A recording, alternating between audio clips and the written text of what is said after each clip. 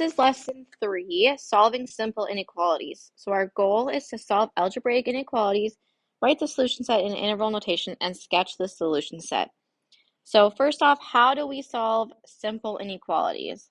So to solve them, we do the exact same thing. So we solve them the same way we solve equations.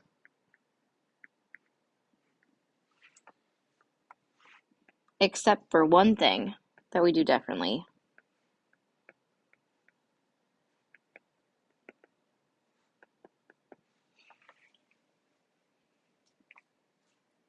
So let's just see what it looks like when we solve.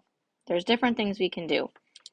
So the first thing we can do is we can just add any old numbers. So if I just add 5 to each of these, we get 20 is greater than 15.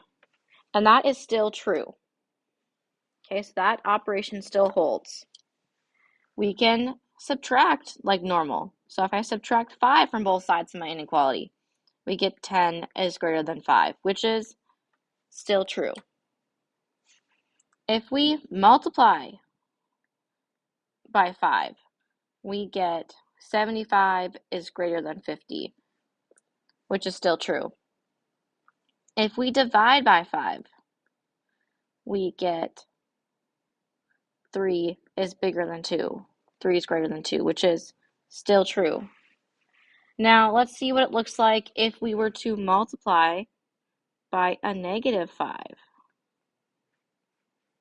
We get negative 75 is greater than negative 50, which is not true because the bigger the negative number, the smaller it actually is. So that's not a true statement, not a true inequality. Let's see what happens if we divide both sides by a negative 5. Then we get negative 3 is greater than negative 2, which is also not true. So in the first 4 cases, when we added, subtracted, multiplied, or divided by just our regular numbers, they were fine. The thing that was different, though, is when we multiplied or divide by a negative number, it gave us something that was false. So what we do differently when we have when we multiply by a negative number, we have to do an extra step. We have to flip the inequality symbol to make it still true. Now it's true. So do you see how our symbol flipped? It's going the other way. So now we have 75. Negative 75 is less than negative 50. That is true. If we divide by negative 5, we get negative 3. But if we flip our symbol, we have negative 3 is less than negative 2, which is now true. So if you multiply or divide by a negative number, you must always flip the inequality sign to make your inequality true.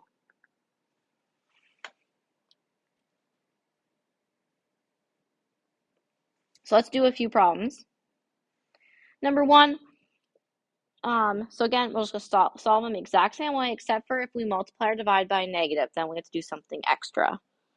So let's just solve to get x by itself. So we're going to divide both sides by 3. So we have x is greater than or equal to negative 5. Again, we divided by a positive. Even though we got a negative answer, we do not flip our symbol. So let's do our graph.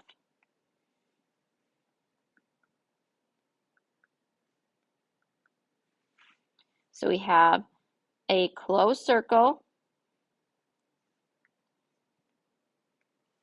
going to the right. And our interval is from negative 5 with a bracket to positive infinity with a parenthesis.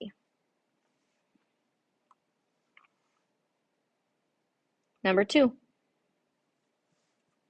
Again, our goal is we're going to solve to get x by itself. So we're going to subtract 84 from both sides.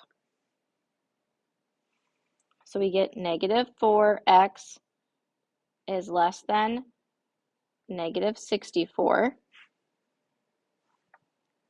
Now we have to divide both sides by negative 4. Okay, here's that case where we need to flip. So we're dividing by, we divided by a negative.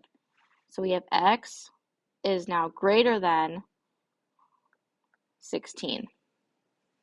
So for our graph, we'll go 15, 16, 17, open circle, going to the right. Our interval is from 16 to infinity.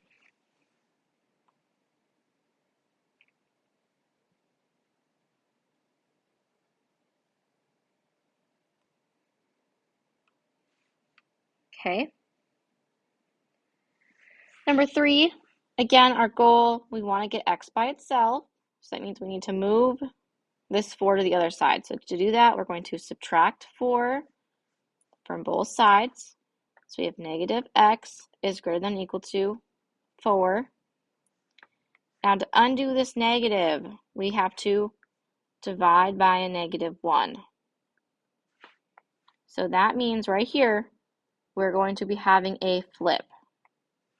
So we have x is now less than or equal to negative 4. So when we graph, we go from negative 5, negative 4, negative 3, closed circle, going to the left, and our interval is from negative infinity to negative 4 with a bracket.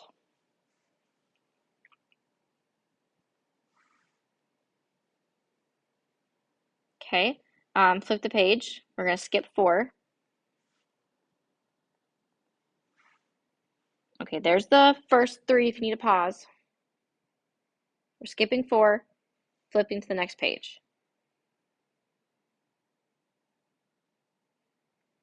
Okay, number 5. So the first thing we're going to do is we're going to get all the x's to one side before we can get them alone. So minus 2x minus 2x.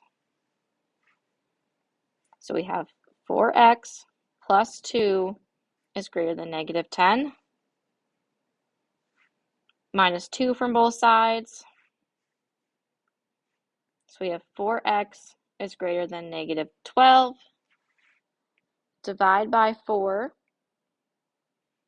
Okay, so we're dividing by a positive number, which means we do not flip. So we have x is greater than negative 3.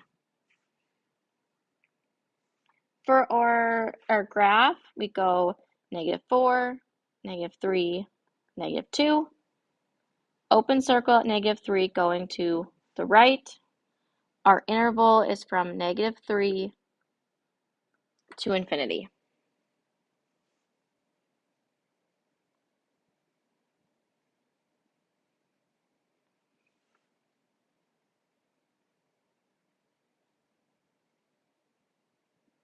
Okay, number 6. First thing we have to do is we need to distribute our parentheses. So we have 3x minus 18 is greater than 5x plus 10. Let's get our x's to one side. So I'm going to subtract 5x from both sides. So we have negative 2x minus 18 is greater than 10. We're going to add 18 to both sides. So we have negative 2x is greater than 28. Divide by negative 2. Okay, here's where we're going to flip. So we're dividing by that negative. So we have x is greater than negative 14. Oh, I forgot to flip. There. X is less than negative 14. So now when we graph, negative 15, negative 14, negative 13, open circle, going to the left, and our interval is from negative infinity to negative 14.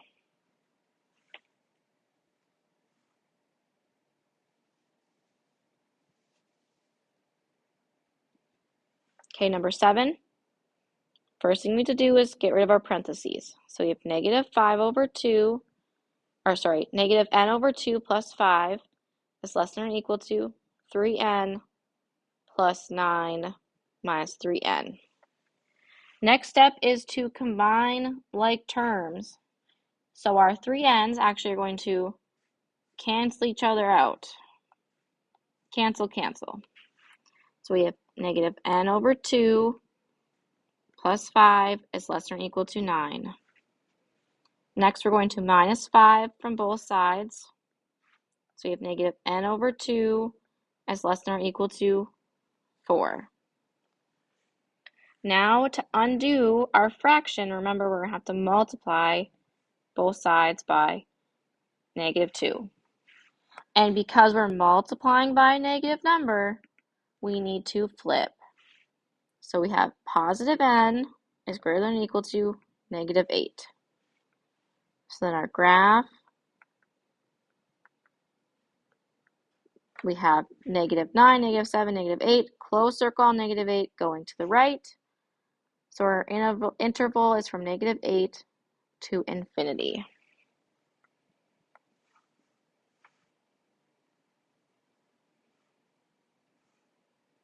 Okay, there's the first 3. If you need to pause and write them down before we move on. Okay, number 8. First thing we're going to do, distribute.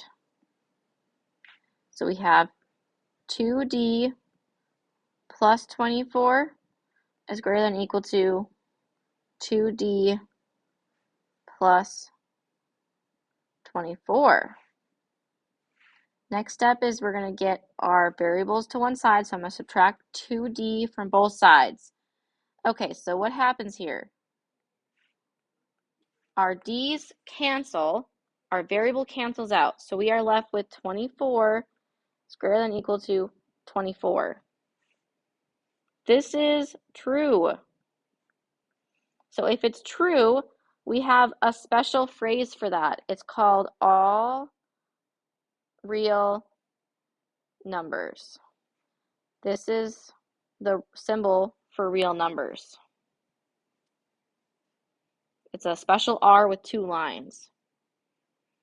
For our graph,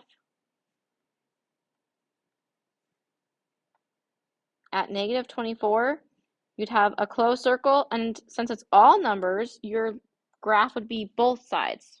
Everything would be graphed. And our interval is from negative infinity to infinity, because every number could be a solution. Okay, so this is one of those special ones. We have all real numbers. Okay, we're going to skip 9 and 10 and 12, and 11 is going to be our last problem. So the first thing we're going to do is we're going to distribute. So we get 12x minus 24 is less than 12x minus 24. Now we're going to get our x's to one side, so I'm going to subtract 12x from both sides. So what happens here is kind of the same thing that happened on the last one. Our x's cancel, leaving us with negative 24 is less than negative 24. Now this is false. Negative 24 can't be less than itself. Like, that does not make sense. So we have a special phrase for that. We already know it. It's called no solution.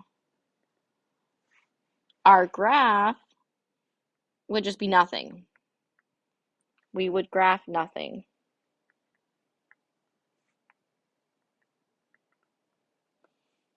Because there's no, remember, your graph is what your answers are. And if there's no solution, no answers, there's no graph. Same with our interval. No interval. Oh gosh, I can't spell. There we go. So we could just do a circle with a line through it, letting us know it's no solution. So no graph, no interval if it's a no solution. And remember, these two special cases, number 8 and number 11, those only happen when your variables cancel away on both sides.